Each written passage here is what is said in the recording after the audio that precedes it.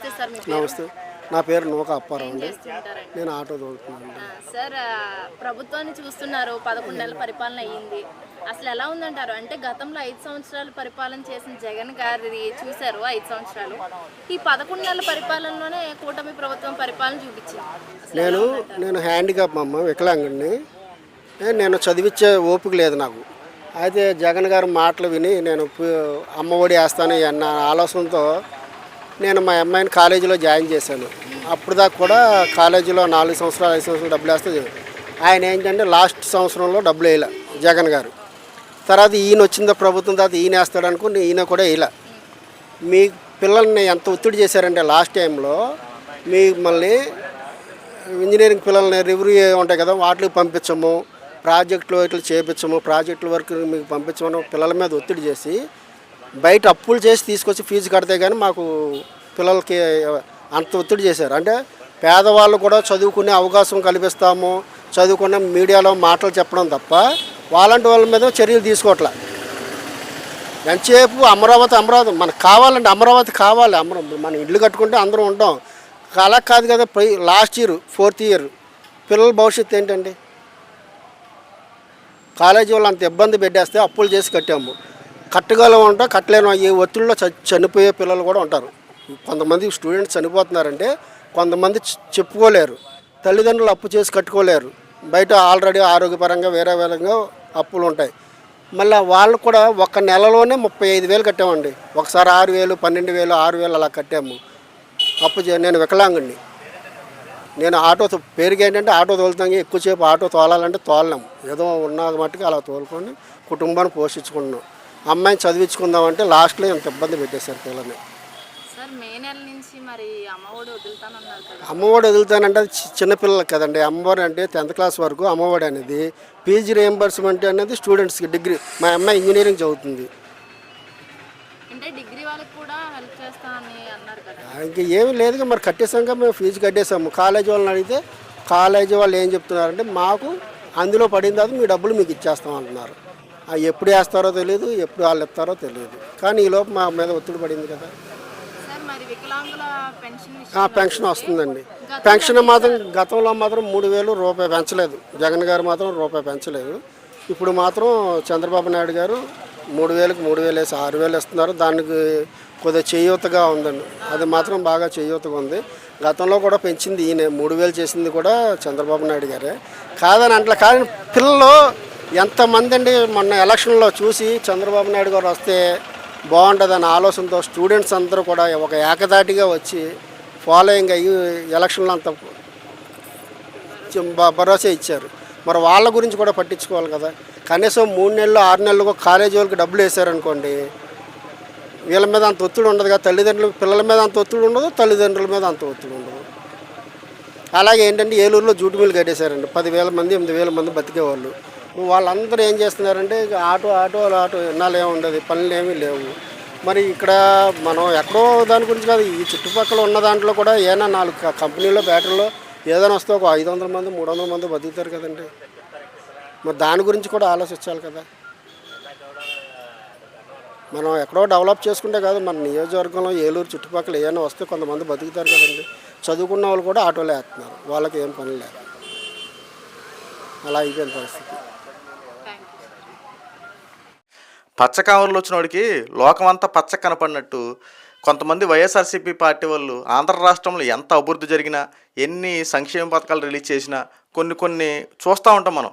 ఇలా అభివృద్ధి జరుగుతుందిరా ఆంధ్ర రాష్ట్రం, మనందరూ సంతోషించాలరా, ఇలాంటిది మనం చేయలేకపోయాం, ఇది జరుగుతూ ఉందని చెప్పి ఈ రకంగా ఆలోచించే వాళ్ళని చూసాం. కానీ వైఎస్ఆర్సీపీ పార్టీ వాళ్ళు ఒక్కటే, బురద జల్లాలి, కూటమి ప్రభుత్వం మీద ఏదో ఒక నెపంతో బురద జల్లాలి. చూడండి కొంతమంది వైసీపీ కార్యకర్తల పరిస్థితి అలా ఉంది. ఈయనేం మాట్లాడుతున్నాడు, ముందు వీడియోలో మీరు చూసి ఉంటారు కదా. ఆయన మాట్లాడే మాటలు ఏంటి? సంక్షేమ పథకాలు ఇవ్వట్లేదని చెప్పి అన్నాడు, ఫీజు రియంబర్స్మెంట్ చేయట్లేదని చెప్పి అన్నాడు. ఒకసారి వాస్తవాలు ఆలోచించుకుంటే, ఒకవేళ ప్రభుత్వం నిజంగా అమ్మఒడి కానీ, తల్లికి వందనం కానీ, లేదంటే ఫీజు రియంబర్స్మెంట్స్ లేకపోతే మీ పిల్లల బాధ్యత ఎవరిదే? మీదే కదా. ఇప్పుడు ప్రభుత్వం చేయూత ఇస్తుంది, చేతిచ్చే వరకు వేచి చేయాలి కదా. అంటే నీ పిల్లల భవిష్యత్తు నీదా, ప్రభుత్వానికి మ్యాక్సిమం? అంటే నీ పిల్ల చదువుకోవాలి లేదా నీ పిల్లడు చదువుకోవాలంటే బాధ్యత తల్లిదండ్రులదా లేదా గవర్నమెంట్దా? ముందు వాస్తవాలు తెలుసుకోండి. ఫీజు రీఎంబర్స్మెంట్ ఈరోజు కాబట్టి రేపైనా సరే నీ అకౌంట్లో జమ అవుతూ ఉంటాం ఖాయం, మీరే చెప్తున్నారు కదా. అలాంటప్పుడు అసలు నీ పిల్లోడిని చదివించుకోవడానికి నువ్వు చేసుకోవడానికి అన్ని లైన్ చేసుకోవడానికి నీకంటూ ఓ బాధ్యత ఉంది కదా. ముందు నీ బాధ్యతను మీరు నిర్వర్తించుకుంటే ఆటోమేటిక్గా ప్రభుత్వం కూడా మీకు సహాయం చేస్తుంది.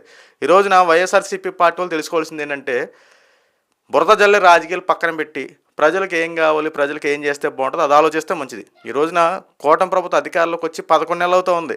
ఈ 11 నెలల్లో ప్రజలకి ఎంత చేరువైందో అన్న మాట ప్రకారం ఏమేం చేసిందో ఒకసారి చూడండి. పెన్షన్ల విషయంలో 3,000 రూపాయలు ఉన్న పెన్షన్ 4,000 రూపాయలు చేశారు వికలాంగులకి. ఆ బాబాయ్ వికలాంగుడు, ఆయన చెప్పిన మాట కూడా మీరే స్వయంగా ఉన్నారు కదా. గతంలో 3,000 రూపాయలు ఇచ్చేవారు జగన్మోహన్ రెడ్డి. ఇప్పుడు చంద్రబాబు నాయుడు గారి అధికారంలోకి వచ్చిన తర్వాత 6,000 రూపాయలు చేశారు. ఇక్కడ జగన్మోహన్ రెడ్డి లాగా దశల వారికి పెంచడం ఏం చేయాల, అన్నమాట ప్రకారం 6,000 రూపాయలు ఇస్తా ఉన్నారు. ఈ పెన్షన్ల విషయం పెంపులు అయితే ఖచ్చితంగా చంద్రబాబు నాయుడు గారిని మెచ్చుకోవాలని చెప్పి ఆయన చెప్తా ఉన్నాడు. ఇంకోటి, పూర్తిగా మంచానికి పడిపోయినటువంటి వికలాంగులు ఉన్నారు చూసారా, వాళ్ళకి కూటమి ప్రభుత్వం 15,000 ఇస్తూ ఉంది. గతంలో జగన్మోహన్ రెడ్డి వాళ్ళకి 6,000 ఇచ్చేవాడు. ఈరోజు చూడండి, ఒక్క పెన్షన్ల విషయంలోనే కాదు, కూటమి ప్రభుత్వం ప్రతి విషయంలో తమదైన శైలిలో ప్రజలందరికీ చేరువవుతూ ఉంది. అన్న మాట ప్రకారం ప్రతిదీ అవలంబిస్తూనే ఉన్నారు. ఈ రోజున అన్నా క్యాంటీన్లు చూడండి, ప్రతి పేదవాడు ఆకలి తెచ్చేదాకా అన్నా క్యాంటీన్లు రీఓపెన్ చేశారు. మరి వీటి గురించి ఏం చెప్తారు? వైఎస్ఆర్సీపీ పార్టీ వాళ్ళు కాస్త ఆలోచించి మాట్లాడడం చాలా మంచిది. ప్రభుత్వానికి చేసే పనులను ఒకసారి చూడండి. చేయకపోతే ప్రశ్నించడం తప్పులేదు, కానీ ప్రశ్నిస్తున్న నెపంతో ఇంట్లో ఆడవాళ్ళ గురించి అసభ్యకర పోస్టులు పెట్టడం కరెక్ట్ కాదు. వాస్తవాలు తెలుసుకోండి. ఈ రోజున ఈ 11 నెలల్లో కూటమి ప్రభుత్వం ఏం చేసింది వీడియోలు రిలీజ్ చేయండి, పర్లా తప్పులేదు. ఎందుకంటే మీరు అంటున్నారు కదా అది చేయలేదు ఇది చేయలేదు, ఏం చేయలేదు నిరూపించండి. గతంలో మీరు జగన్మోహన్ రెడ్డి గారు అధికారంలో ఉన్నప్పుడు సంవత్సరం వరకు ఎన్నెన్ని పథకాలు ఇచ్చేసాడు, నవరత్నాలను పెట్టాడు కదా, ఎన్ని పథకాలు ఇచ్చాడు, లేదంటే ఎన్ని అభివృద్ధి పనులకి శ్రీకారం చుట్టాడో దాన్ని టాలీ చేస్తూ ఈరోజు కూటమి ప్రభుత్వ అధికారంలోకి వచ్చిన తర్వాత ఈ 11 నెలల పరిపాలన కూడా ఒకసారి టాలీ చేసి చూడండి. గతంలో చంద్రబాబు నాయుడు గారు ఏం చేశారు అంతకుముందు, తర్వాత జగన్మోహన్ రెడ్డి గారు ఏం చేశారు, మళ్ళీ ఇప్పుడు చంద్రబాబు నాయుడు గారు వచ్చిన తర్వాత ఏం జరిగిందో ఈ 3 ఒకసారి టాలీ చేసుకుని మీకు అర్థమైపోద్ది. జగన్మోహన్ రెడ్డి గారు అమ్మఒడి మే నెలలోనే ఏప్రిల్ నెలలో ఇచ్చాడంటే గెలిచిన 11-12 నెలల్లో అమ్మఒడి ఇచ్చాడు. అంటే ఒక్క పథకాన్ని అవలంబించాడు. అభివృద్ధి పనులు ఏమైనా చేశారంటే ఏమీ లేదు. అభివృద్ధి పనుల్లో జగన్మోహన్ రెడ్డి గారు పెన్షన్ల విషయం పెంపు అని చెప్పన్నాడు కదా, ఆ పెన్షన్ల పెంపులో 250 రూపాయలు పెంచాడు. 250 రూపాయలు పెంచి ఏమన్నాడు, నవా తాత మీరు సంతోషమేనా, మీకోసం నేను 250 రూపాయలు పెంచా, 3,000 రూపాయలు పెన్షన్ ఇస్తానని చెప్పినటువంటి జగన్మోహన్ రెడ్డి గారు మీకు 3,000 రూపాయలు ఇవ్వడం కోసం 5 సంవత్సరాలు పట్టింది. ఈరోజు కూటమి ప్రభుత్వం చూడండి, అన్న మాట ప్రకారం 3,000 రూపాయల పెన్షన్ 4,000 రూపాయలు చేశారు. మరి వీటిని ఏమంటారు? వాస్తవాలు ప్రజలకు చెప్పండి సార్. ఈ రోజున ప్రజలకి వాస్తవాలు చెప్పడం మానేసి అబద్ధ ప్రచారాలు దుష్ప్రచారాలు మొదలుపెట్టేశారు. ప్రజలకి వాస్తవాలు తెలియట్లే. అయినా ఈ ప్రజల అంతిమ తీర్పు కదా, ఈ ప్రజలే కదా మీ తీర్పు ఇచ్చింది. ఈరోజు ప్రజలు ఏం తీర్పు ఇచ్చారు? గతంలో మీకు 150-160 సీట్లు ఇచ్చినటువంటి ఇదే ప్రజలు ఈ రోజున కేవలం 11 సీట్లకే పరిమితం చేసి ప్రతిపక్షం కూడా లేకుండా చేశారంటే ఒక్కసారి తెలుసుకోండి.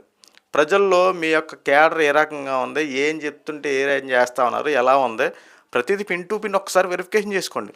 ఈ రోజున కూటమి ప్రభుత్వం అన్నా మాట ప్రకారం ప్రజలకు అన్నీ చేస్తూ ఉంది. ఈ మే నెల ఆఖరికల్లా ఏదైతే తల్లికి వందనం ఉందో అది రిలీజ్ చేస్తూ ఉన్నారు. ఫీజు రియంబర్స్మెంట్స్ కూడా రిలీజ్ చేస్తూ ఉంటారు. అన్నిటికీ ఒక టైం పెట్టుకుని ఒక సిస్టమేటిక్గా రిలీజ్ చేస్తూ ఉంటే వైఎస్ఆర్సీపీ పార్టీ వాళ్ళకి దేని మీద వాళ్ళ మీద దుష్ప్రచారం చేయాలి అర్థం కావట్లే. నిన్నటి వరకు పోలవరం అన్నారు, పోలవరం పనులు పునఃప్రారంభించారు. అమరావతి గురించి బురద జల్లారు, అమరావతి పనులు కూడా శరవేగంగా పూర్తవుతూ ఉన్నాయి. ఇక రాష్ట్రంలో ఇసుక రవాణా విషయాలు కూడా చాలా క్లారిటీగా ఉన్నాయి. ప్రతి విషయంలో కూటమి ప్రభుత్వం తన మార్కును చూపిస్తూ ఉంది. కానీ వైఎస్ఆర్సీపీ పార్టీలు ఎలా బురద జల్లాలి, ఏం చేయాలని చెప్పి ఒక ఆలోచనతో కూటమి ప్రభుత్వం ఏదో ఒకటి అనడానికి ప్రయత్నిస్తూ ఉన్నారు. సో ఎప్పటికైనా బురద జల్లే రాజకీయాలు, శవ రాజకీయాలు మానేసుకొని గతంలో మనం ఎందుకు ఓడిపోయాం, ఆ ఓటమి నుండి పాఠాలు నేర్చుకొని రేపు అధికారంలో రావాలంటే ఏం చేయాలి వాటి మీద కసరత్తు చేసుకుంటూ పార్టీని బలోపేతం చేసుకుంటే తప్ప బురద జల్లినంత మాత్రాన మేము ఇలాగే చేస్తాం ఇలాగే ఉంటానంటే గతంలో మీ 11 వచ్చినాయి, ఈసారి ఆ 11 రాకుండా డిపాజిట్లు కూడా రాకుండా అయిపోతారేమో. కాస్త ఆలోచించి ప్రజలకు చేరువవడానికి ప్రయత్నించండి.